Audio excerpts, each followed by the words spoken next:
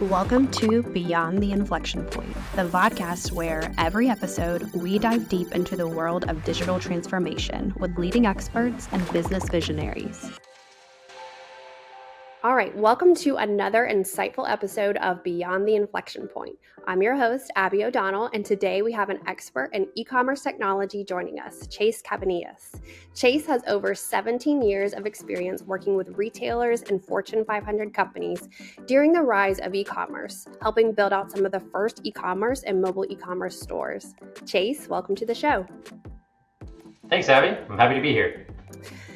Happy to have you. So today we're delving into the world of e-commerce and the transformative technologies that are redefining the way we shop.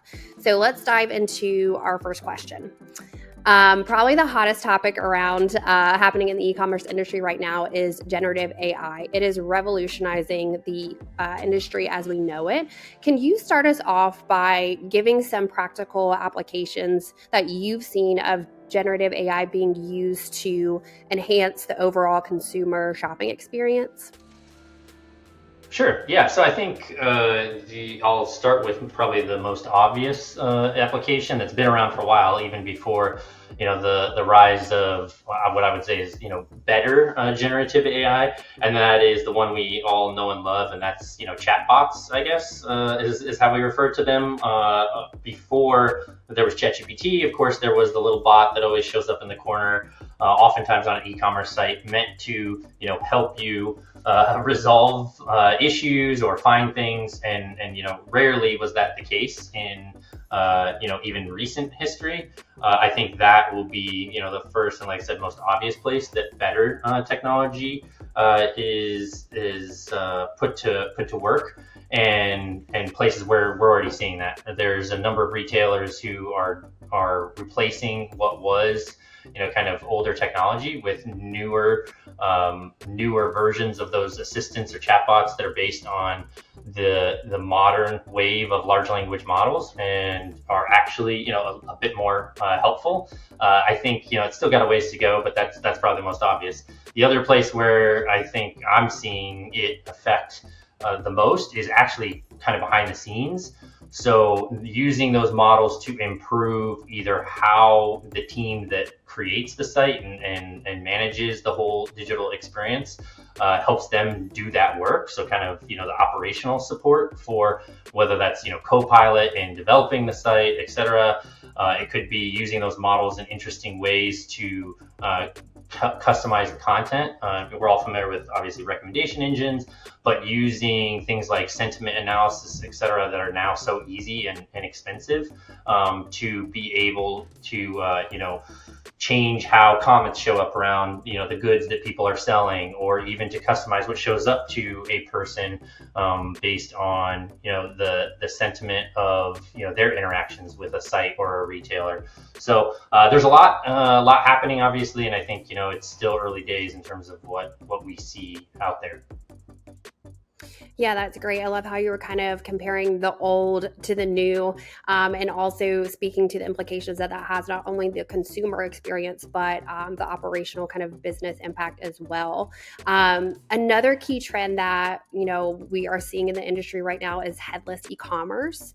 Can you explain, first of all, what headless e-commerce is for anyone who wouldn't know that term, but also what are some of the key business advantages over that traditional way of conducting it or building an e-commerce platform?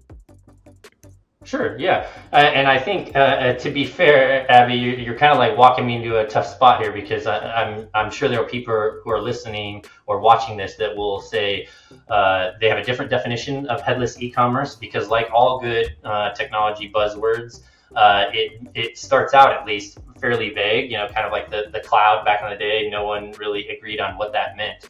So eventually we'll get there, I think, with headless e-commerce, but I'll use sort of I think what is a fairly safe definition, which is just adding another layer or level, I guess I should say, of modularity to how you build out your digital products, particularly obviously, your e-commerce products. So think of, just separating, the tools involved, the systems involved in delivering your customers, digital experience. And obviously, like all things in tech where we introduce modularity, whether that's, coding back in the day, creating, different libraries or microservices, things like that. The purpose behind headless e-commerce is to create some level of separation between some of the critical components. And the answer and the result of the benefit of that is that you have more flexibility to change things and to improve things. The reason that's super relevant, though, to this conversation and the way you kicked it off around AI is, like I said, it's early days, right? So what you can do with AI right now or generative AI is still mostly a lot of the same things that we already have been doing, like chatbots, right? But if a new model comes out that makes it very easy to really improve, the chatbot or assistant experience on your site, if you're using kind of a headless e-commerce model, it's going to be much easier for you to swap in and out components than if you have, more of like a monolithic approach. And that's going to become more and more important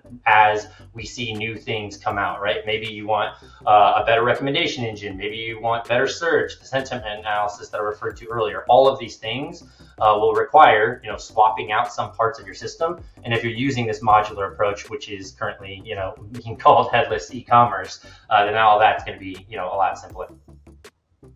Yeah, that makes a ton of sense. And of course, with both of those, keeping agility in mind too, as we're coming up on the cusp of, trends coming out and new models coming out, I think agility is going to be at the forefront of businesses looking to leverage those technologies and adapt to changing market. So we talked a good bit about some existing technologies and trends that we're seeing in the industry, but let's also talk about identifying some new patterns and trends. Mainly using, going back to AI, e-commerce AI, and gathering data insights from that. How is e-commerce AI being used to gather and analyze data specifically from customer interactions? And what insights can businesses derive from such data in order to make better decisions moving forward? Yeah, so I think this is one area where, as you mentioned before, my background is in a lot of retail. Specifically, most of that was in grocery retail, which most people will not think of as like, the cutting edge of technology is groceries.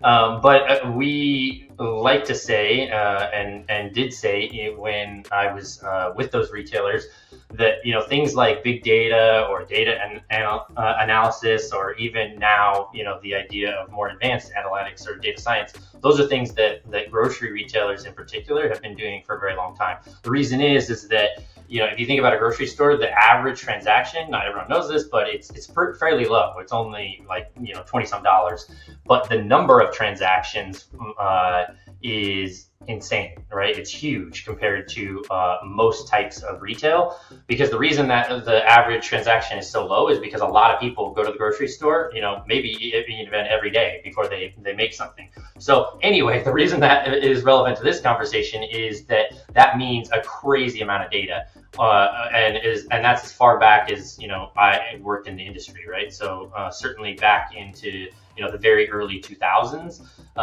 retail, specifically grocery or food retail, was dealing with this massive amount of data. And that has always been a challenge. How do we work through and make use of the data? The answer rarely was we don't have enough data. In fact, loyalty programs and things like that, also something, pioneered to a large extent in food retail, meant that you had not only a ton of data, but you had identifiable data where you could track that data back to a person. So even before you could do that on websites with cookies and everything else, retail was doing that. And this has been, like I said, a perennial challenge. And that led to, a lot of different things, data warehouses, et cetera, et cetera. The biggest thing, though, that generative AI, but AI, I would say in general, it becoming so much better, but also so much more accessible. The biggest thing it's going to do is not necessarily create more data to use in an e-commerce setting, but it's going to make it more realistic to use that data well.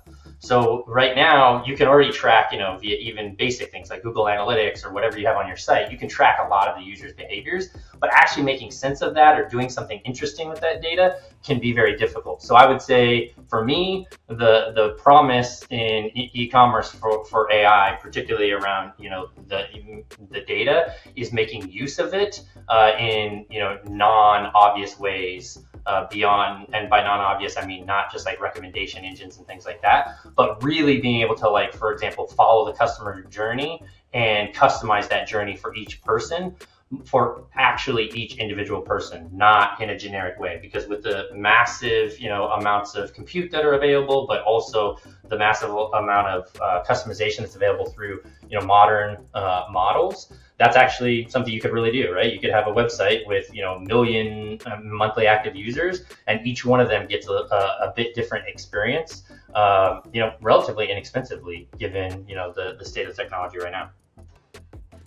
Yeah, that's really fascinating. It leads perfectly into the next question because, we talk about all of this data collection, and then, after it's collected, retailers are left with a decision to make from that data. And so AI can certainly be a support in that way. But what advice would you give to a retailer in the e-commerce space who's trying to strike a unique balance between using that data and then making decisions that balance both consumer impact and operational impact, going back to what we talked to in the first question, because it's going to impact both in a certain way. So how can they balance those, making sure that they're not only improving that consumer shopping experience, but they're also making decisions that are going to optimize operational efficiencies as well?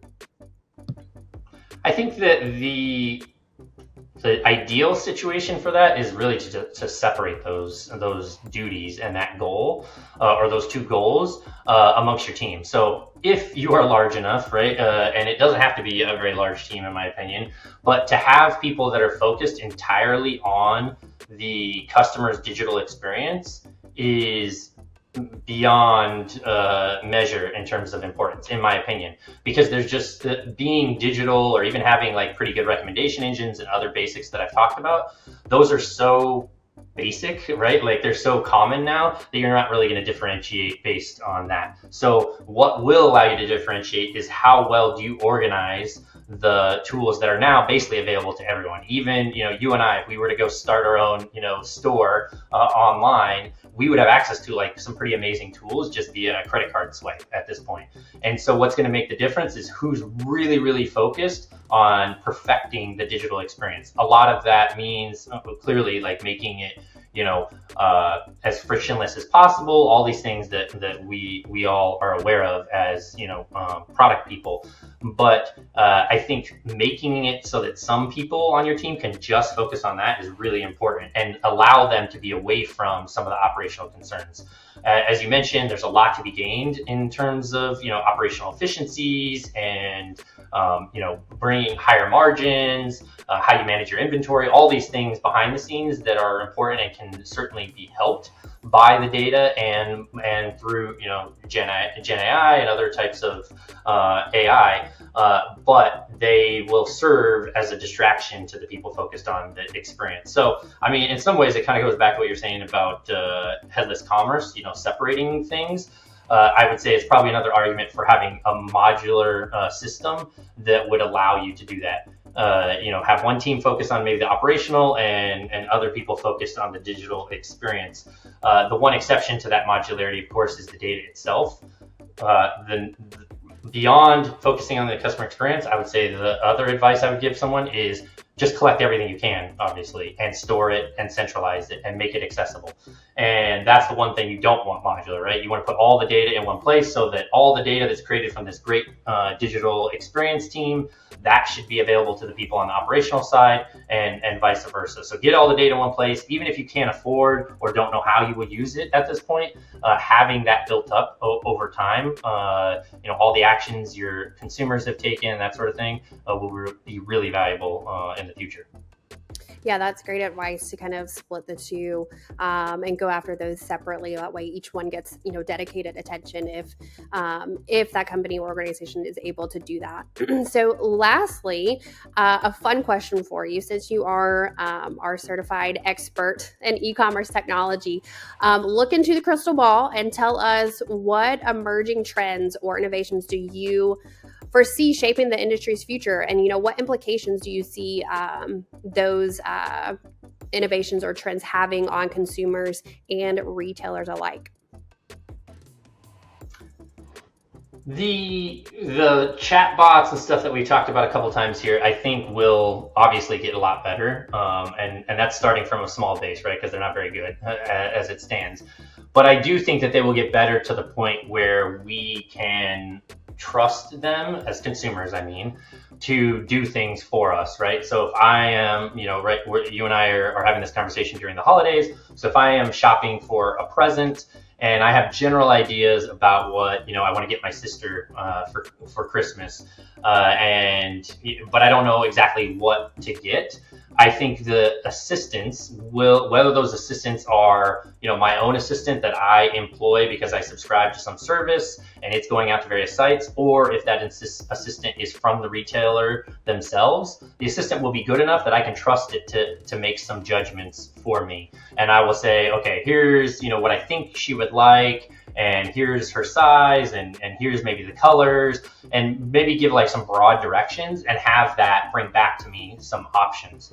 So I don't think that's probably a very controversial prediction. I think everyone that's dealing with Gen AI right now sees that that's probably not even that far off. Maybe by next Christmas that will be the case. I think the implication, though, for people in our space in terms of business and strategy is that small part that I mentioned before, which is it my assistant that I've paid for? Like as a consumer, I've gone and licensed this assistant from, let's say, the most popular one we all know, and it's going out to different sites and looking for that, maybe scraping the web or interacting with the web on my behalf, or are there some retailers out there that are fast enough moving in this space that for me as the consumer, I'm like, oh, you know what? It makes sense for me to have an assistant from retailer X.